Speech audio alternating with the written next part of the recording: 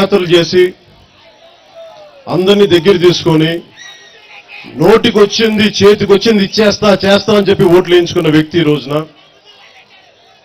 ముద్దులు కూడా పెట్టారా? ఒక ముద్దు రెండు ముద్దులు అయితే ఫాలో అవుతాం, అన్ని ముద్దులు అయితే మనం ఎక్కడ ఫాలో అవుతాం. చాలా బాధపడతారు ఆయన. ఎందుకంటే వాళ్ళ మా మీద ఏమైనా చేసేయచ్చు, ఏమైనా మాట్లాడేయచ్చు.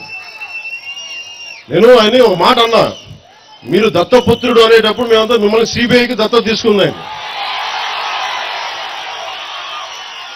మాట వల్ల ప్రయోజనం ఏంటి?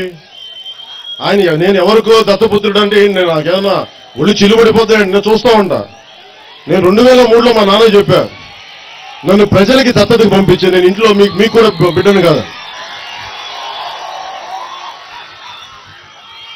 నేను తెలుగు ప్రజలకి సామాన్య ప్రజలకి నేను దత్తుడిని.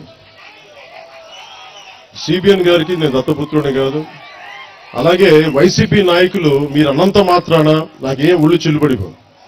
కానీ నేను అన్న మాట మటుకు సిబిఐ దత్తపుత్రుడు అన్న మాట మటుకు అది వాస్తవం. నేను ఈ మాట అంటే నాకు గుచ్చుకుపోద్ది, మా వాళ్ళు గిరగిల్లాడిపోతాను బాధ కదా. నేను ఈ మాట అంటే భవిష్యత్తులో మీరు సిబిఐ కేసులు ఎదుర్కొనే తీరాలి, పారిపోలేరు.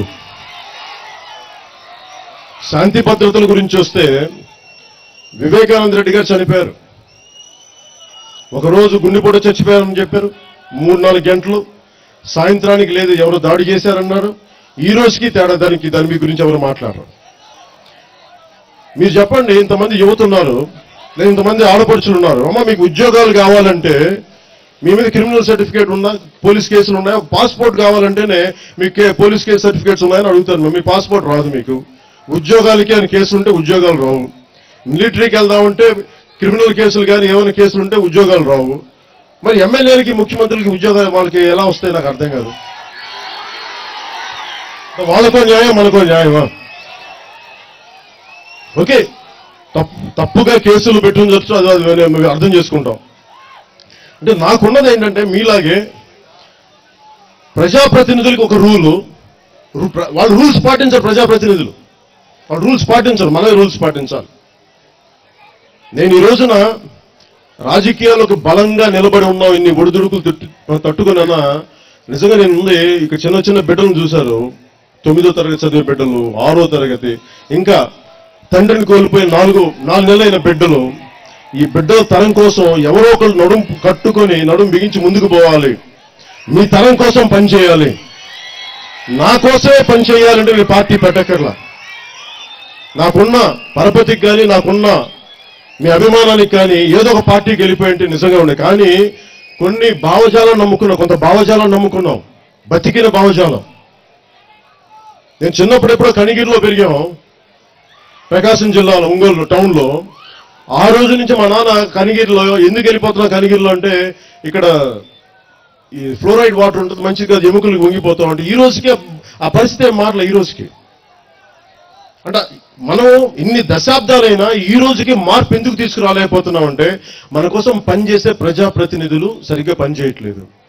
ప్రజాప్రతినిధులు పనిచేయాలంటే వచ్చే 5 సంవత్సరాల్లో ఒకసారి అందలం ఎక్కాక శాసనసభకు వెళ్ళాక మాకు గుండె ధైర్యం, మమ్మల్ని ఏం పీకలేరు అని ఒక గుండె ధైర్యం. అలా కాకుండా రీకాల్ గాని పెట్టిస్తే నువ్వు సరిగ్గా పని చెప్పితే 2 నెలల్లో రిఫరెండం పెట్టి మళ్ళీ మేము ఎమ్మెల్యే వెనక్కి తీసుకొస్తామన్న రూల్ అంటే వీళ్ళు చేస్తారు. ఎట్లాగా?